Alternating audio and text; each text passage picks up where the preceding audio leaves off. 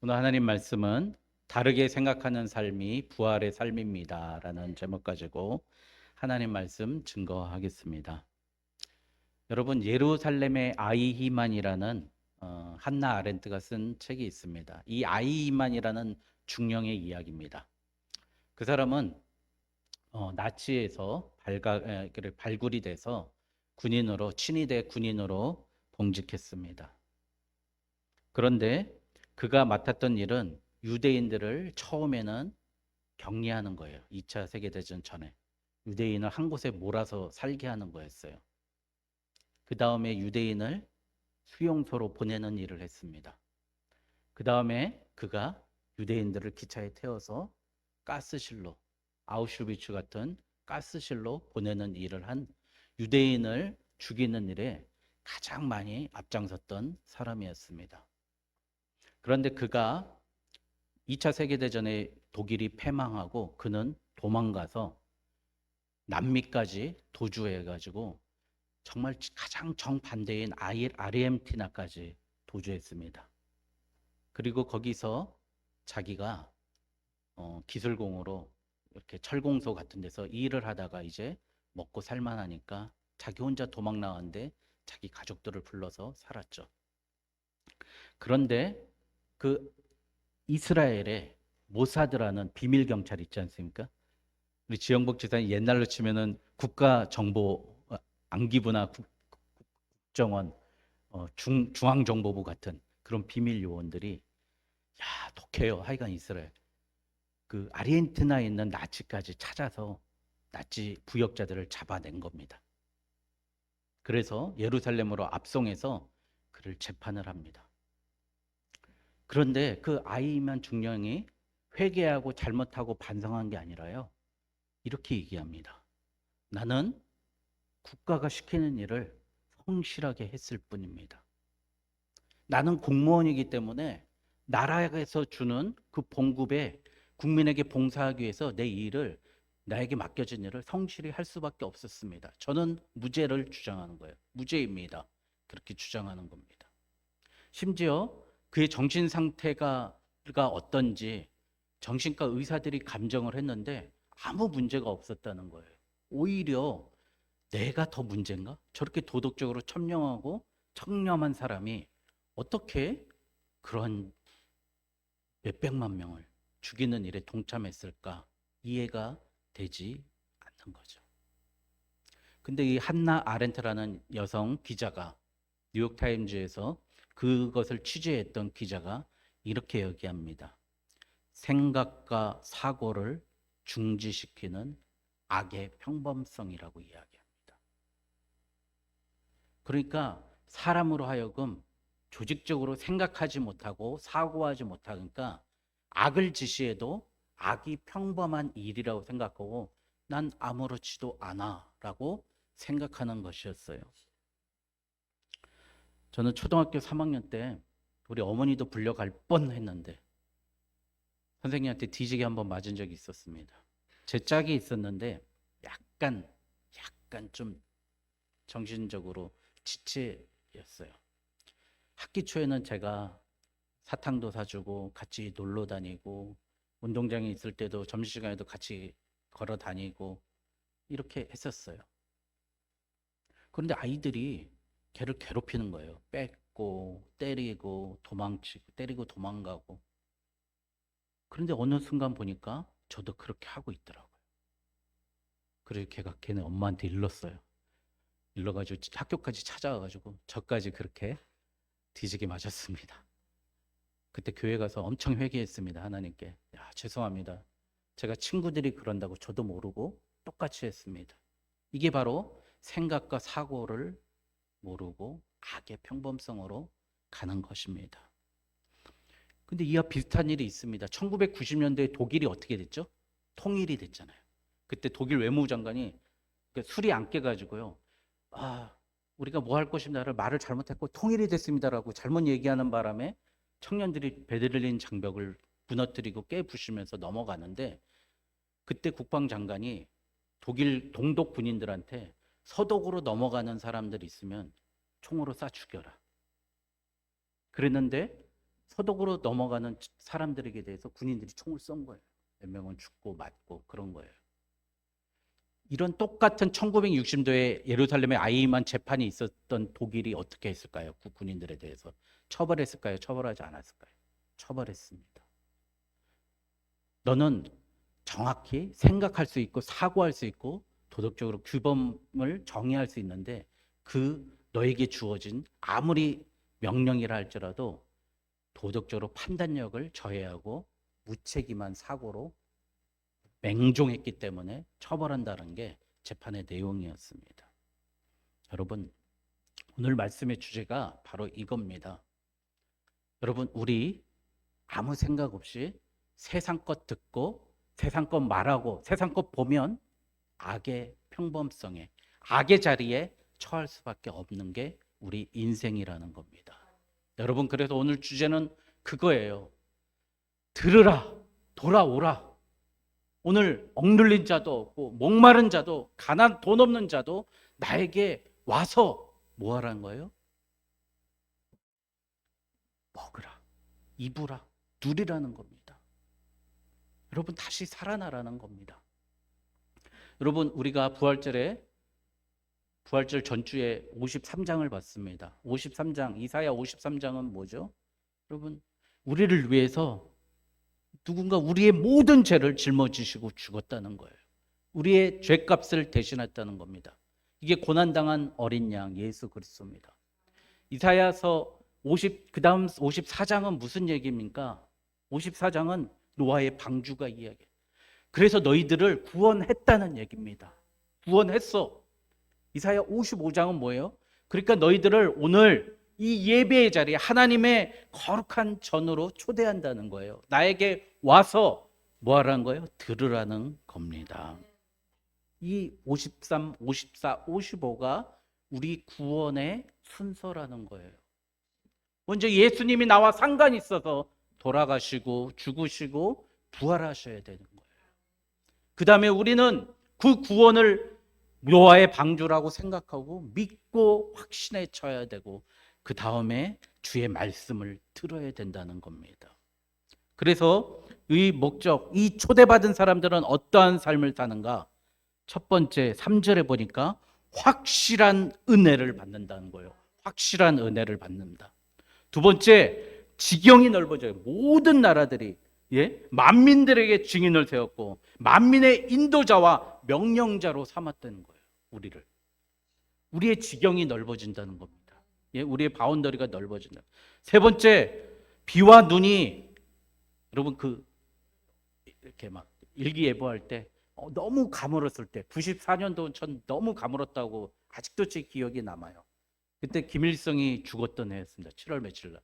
근데 너무 가물었어요. 근데 비가 살짝 내리는데 해가 아래는 아무 도움이 되지 않습니다. 그러는 거예요. 왜요? 내렸다가 그냥 말라 올라가는 거예요. 근데 오늘 말씀 10절에 보니까 비와 눈이 되돌아가지 않고 너희 밭과 논과 모든 산과 들을 적신다는 거예요. 땅으로 스며들게 하신다는 하나님의 말씀입니다. 이 세 가지 복을 받는다는 거예요. 확실한 은혜와 부흥의 지경이 넓어지고 하나님이 주신 은혜의 단비가 우리 뼛속 깊이 새겨진다는 겁니다. 이 은혜를 주신다는 거예요.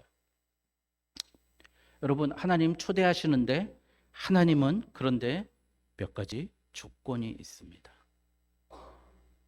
하나님께 나아갈 때 하나님은 돈 없는 자가 오라. 돈 없는 자도 오라. 너희는 돈 없이 값 없이 와서 포도주와 젖을 사라는 겁니다. 다시 한번 얘기하지만 하나님은 일꾼이 필요하지 않고 우리의 돈이 필요하지 않습니다. 오늘 주보에도 제가 썼지만 하나님은 돈이 필요 없으신 분이에요. 제가 결산을 했어요. 결산을 이렇게 해보니까 다 우리가 쓴 거더라고요. 전기료 내고 식사 준비하고 또 임대료 내고 우리가 썼지 하나님이 쓰신 돈이 1원도 없는 거예요. 근데 하나님은 우리가 드렸다고 네 예물 받는다고 기뻐하신다는 거예요. 야, 저는 이 말씀 들어서 오늘 이 말씀인 거야. 너희 값 없이 네가 쓰는 거야 오늘 와서. 응? 그러니까 값 없이 포도주와 젖을 사라는 거예요.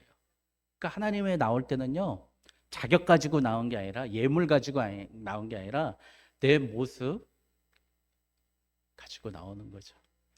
불교 용어지만 공술의 공수거지 않습니까? 우리가 살아가는 모습이 빈몸으로 왔다 빈몸으로 가지만 하나님이 우리 다 입혀주잖아요. 그래서 아이가 태어나면 뭐예요? 자기 밥그릇은 가지고 태어난다고 그러지 않습니까? 여러분, 그러니까 하나님께는 그냥 나오는 거예요. 아무 때나 오십시오. 교회 아무 때나 오세요. 예? 하나님, 저는 참 그 중학교 고등학교 때 물론 공부를 못해서 공부를 안 해서 그런지 모르겠지만 교회 아무도 없을 때 와가지고 이제 여름 성경학교 일주일 전에는요 풍선 막 불고 막 색깔 있는 화장지 있잖아요. 파란색, 빨간색 화장지 이렇게 아치도 만들어 놓고 혼자서 막 이러면 이제 주일날 딱 오시면 이거 나 누가 다 했어. 너무 기쁜 거예요. 내가 사람도 안 볼 때 내가 해놨다. 예? 그 너무 힘들면 벽 보고 하나님하고 얘기했어요. 교회에서. 하나님 저 너무 힘들어요. 너무 공고합니다. 그렇게 이야기했습니다. 여러분 아무 때나 주의 교회 열려 있으니까요. 예, 하나님의 부르심에 하나님의 초대에 나아가길 바랍니다. 두 번째는요. 하나님은요. 들으라고 들음의 초대를 한다는 거예요. 들음의 초대. 2절 마지막 글에 보니까 내게 듣고 들을지어다. 그리하면 너희가 좋은 것을 먹을 것이며 너희 자신들이 기름진 것으로 즐거움을 얻으리라. 그러니까 하나님은 우리를 초대하는데 내 말을 들으라고 초대하는 거예요. 우리가 잘못 알고 있어요. 우리는 일하라고 오는 줄 알고 뭔가 뽐내라고 오는 줄 알고 교회 멤버십 때문에 의리 때문에 오는 것 같지만 하나님은 말씀 들으라고 오라는 거죠. 근데 그 앞에 2절 앞부분에 보니까 너희들이 올 때는 늘 엉터리로 온다는 거예요. 양식 아닌 것을 위하여 은을 달아주며 배부르게 하지 못할 것을 위하여 수고하는. 이거랑 똑같아요. 그 뭐 이렇게 요즘에 유튜브나 뭐 어디 그 뭐 방송에 보면 뭐 BJ라고 그럽니까?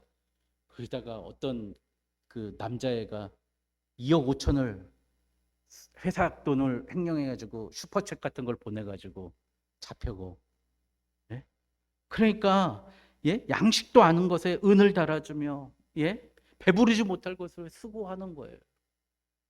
그게 바로 우리가 하나님께 나올 때 값없이 돈 없이 이렇게 나와야 되는 거예요. 돈 들고 나온 게 아니라 내 능력, 내 힘으로 나오는 게 아니라 하나님의 은혜를 받기 위해서 그대로 나오는 거예요. 와서 들으면 된다는 겁니다. 들으면 3절에 또 말씀하시세요. 너희는 귀를 기울이고 내게로 나와 들으라. 그리하면 너희 영혼이 살리라. 그러면서 내가 너희를 위하여 영원한 언약을 맺으리니 곧 다윗에게 허락한 확실한 은혜를 내리겠다는 겁니다. 들으면 하나님이 주신다는 겁니다.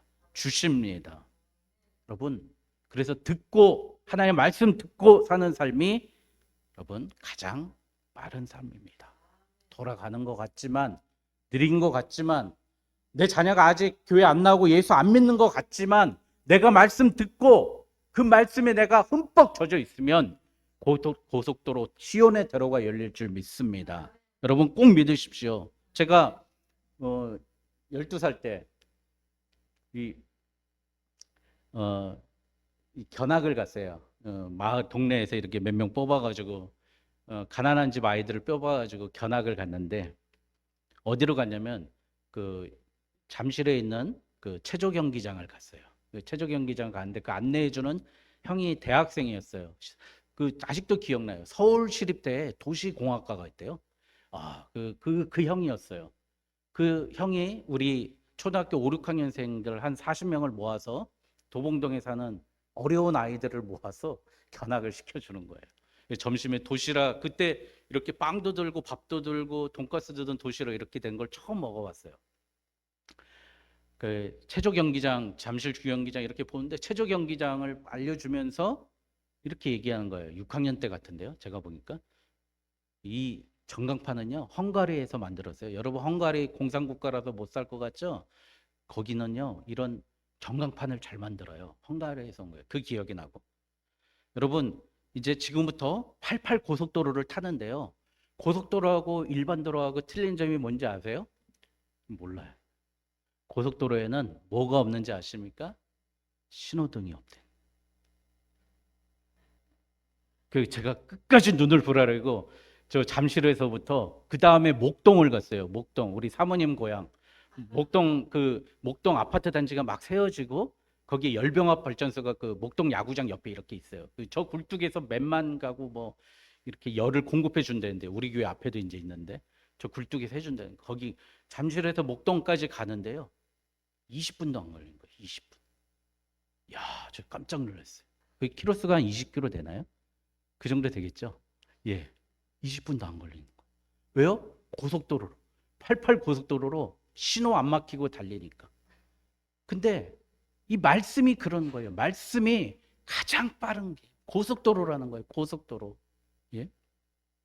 그래서 말씀을 믿는 자는 시편 1편에서 뭐라 그래요? 의인이라 그러잖아요. 말씀을 안 듣는 자는요, 악인이라 그러잖아요. 악인.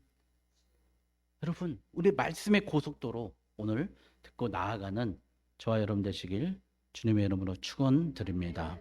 제가 전에도 한번 소개한 것 같은데, 시카고 대학이 미국에서 한 200년 늦게 시작한 대학이에요. 우리나라 연세학당 막 그때 시작할 때 똑같이 시작한 대학이에요. 그런데 우리 일본에 그 노벨상 탄 사람 많은데, 그 대학이요, 일본보다 노벨상 탄 사람이 더 많아요. 33명이고 일본이 32명이래요. 왜 늦게 시작한 대학이 세계 최고의 대학이 되었을까? 제가 알았던 저의 은사셨던 이상직 교수님 계신데요. 그분도 시카고 대학 신학대학을 나오셨어요. 그분이 오니까 막 우리나라 학계가 막 들썩들썩, 시카고에서 진짜 최고 석학이 오셨다 막 그래가지고 들썩들썩 하셨거든요. 제가 그렇게 신학대학원 때 그분 특강도 이렇게 모시고 막 그랬었는데요. 그 로버트 허치슨이라는 총장이요, 1930년에 이렇게 이 계획을 세웁니다. 교양교육 프로젝트라는 시카고 플랜이라고 합니다. 이걸 줄여서 시카고 플랜, 교양교육 프로젝트. 그런데 매 학년마다 책을 읽으라고, 필독서를 하고, 이거 8년 차까지, 심지어 8년 차까지 책을 읽게 하는데, 이 책을 읽고 자기가 소화해내지 못하면 유급당하는 거예요. 학년이 올라가지 않아요. 근데 1년 차에 뭘 읽으라 그러냐? 마태복음. 마태복음. 회개하라. 천국이 가까웠느니라. 아브라함의 족보가 있는 그 마태복음을 읽으라는 거예요. 그 학생들한테. 그 전에는 그런 일이 없었는데. 2년 차에는 전도서를 읽으라고 그러고요. 3년 차에는 욥기를 읽으라고 그러고, 로마서를 읽으라고, 고린도전서를 읽으라고, 어거스틴, 아퀴나스, 파스칼, 칼빈의 기독교 강요, 톨스토이, 도스토옙스키, 밀턴, 이런 모든 기독교 서적이 거기에, 제가 오늘 아침에 세보니까 3분의 1은 넘는 것 같아요.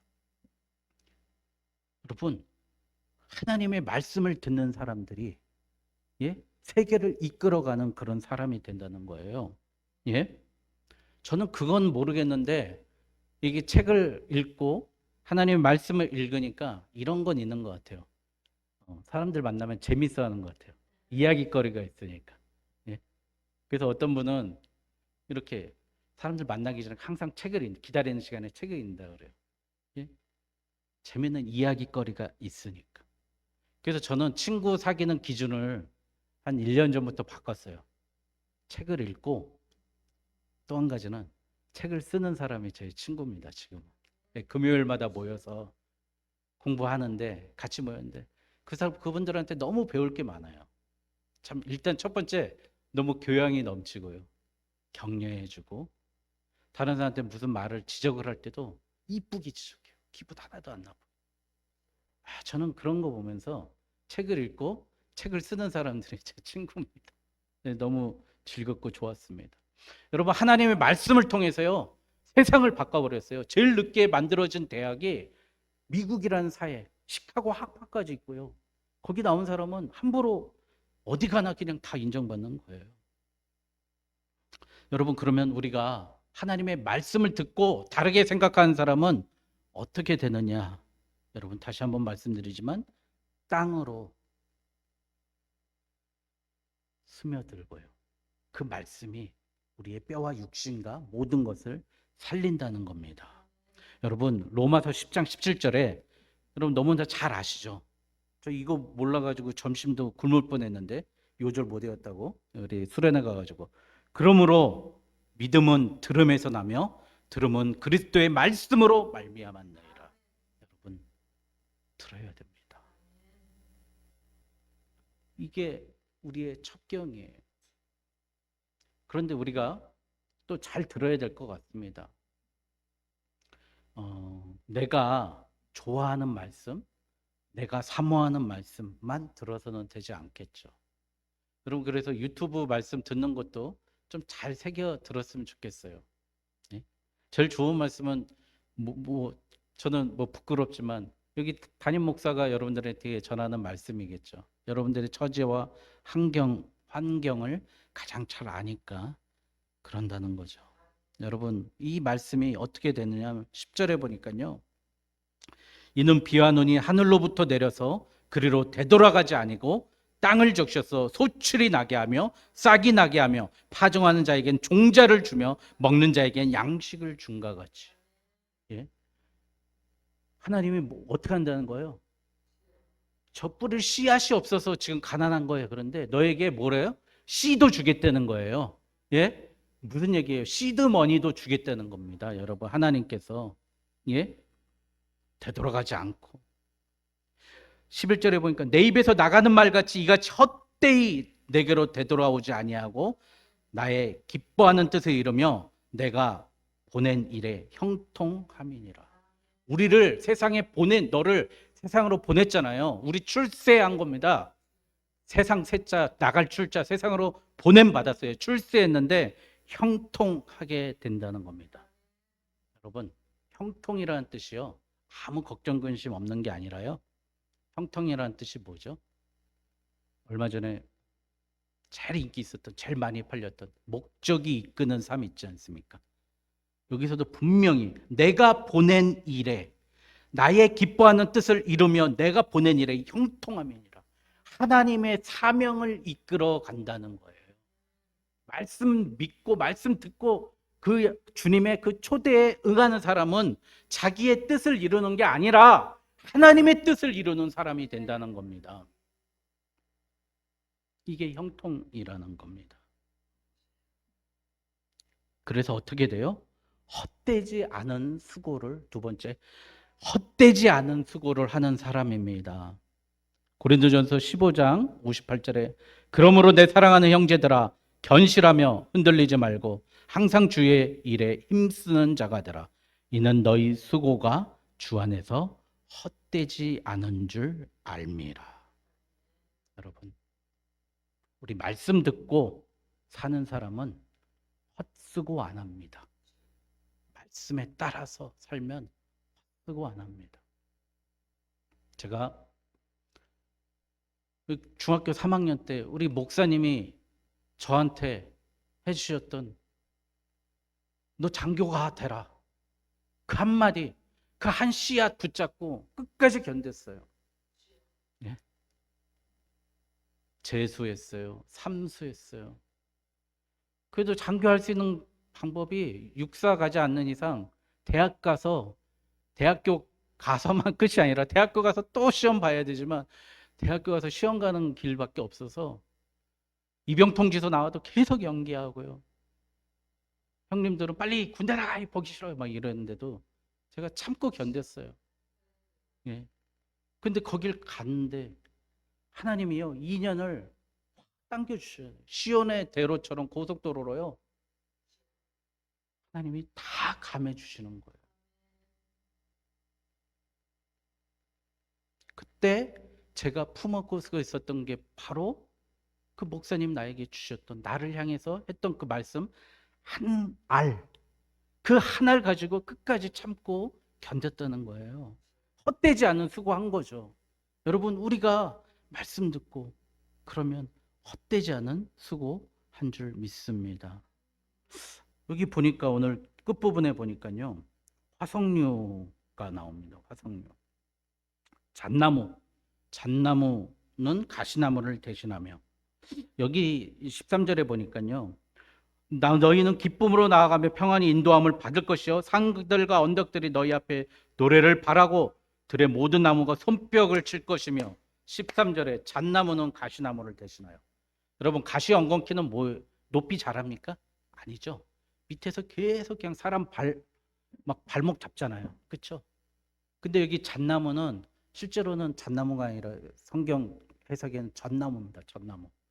젖나무가, 여러분들 젖나무 크리스마스 하면 이렇게 높이 이렇게 있어가지고 눈 이렇게 묻어있는 나무 있잖아요. 젖나무는요 365일 상록수예요. 하나님의 말씀 듣는 사람은 색깔도 변하지 않아요. 하늘을 향해 곱게 돋아 있고요, 이렇게 푸르른 색깔도 변하지 않고 그 자리에서 하늘만 바라보고 그 한 가지 색깔으로 가장 그렇게 있는 사람입니다. 여러분, 젖나무입니다. 우리는 젖나무. 하나님 믿고 사는 사람은 이랬다고 변하고 저랬다고 변하는 게 아니라 한결같이 내 자리와 내 삶을 그 자리에서 하늘만 바라보는 사람이 가시엉경키가 아니라 젖나무라는 거예요. 이 화석류는 찔레를 대신하며, 찔레, 오죽하면 찔레꽃 하나 피었네, 그 노래도 있잖아요. 얼마나 안 좋은 나무면. 근데 화석류가 보니까 저는 저 공룡 발자국인 줄 알았는데 화석류가. PPT 한번 넘겨주시겠습니까? 예.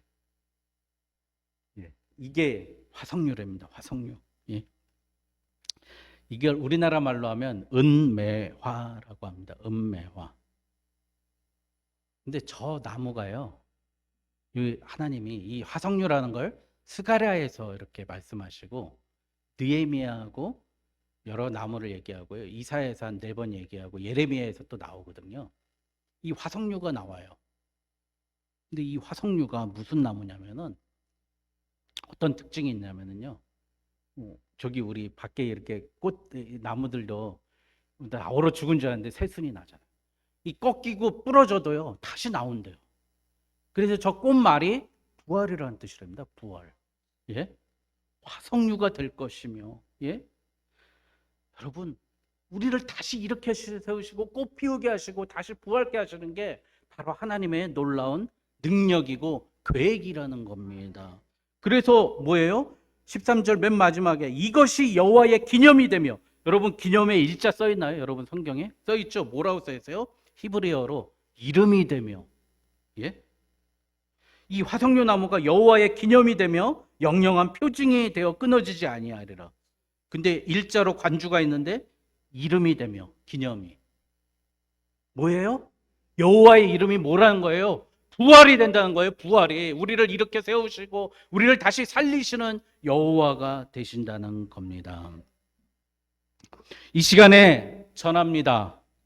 이 시간에 꺾여있는 우리 김춘하 지사님 깨끗이 회복할 줄 믿습니다. 우리 박항주 지사님 다시 소생케 할 줄 믿습니다. 아픔과 병듦으로, 마음의 아픔과 괴로움으로 꺾여있는 우리 성도들 다시 일으키고 하나님이 세우실 줄 믿습니다. 여러분, 이제 세상에 매몰되고 세상 철학에, 세상 명령에, 세상 상식과 지식에 매몰되어 있는 아이만 중령처럼 그 악을 행하면서도 내가 어찌 악을 행하는지도 저들은 저들의 죄를 알지 못합니다. 악의 평범성에서 이제 벗어나서 이제 제발 들으라, 내게로 오라, 돌이키라, 오늘 말씀하시는, 그리고 너희는 화석류 나무와 같이 부활이 될 것이요 너희는 잣나무같이 젖나무같이 하늘을 향해 있어서 항상 믿음으로 공고히 사는 주의 백성이 될 것이다 확신하는 저와 여러분 되시길 주님의 이름으로 축원드립니다.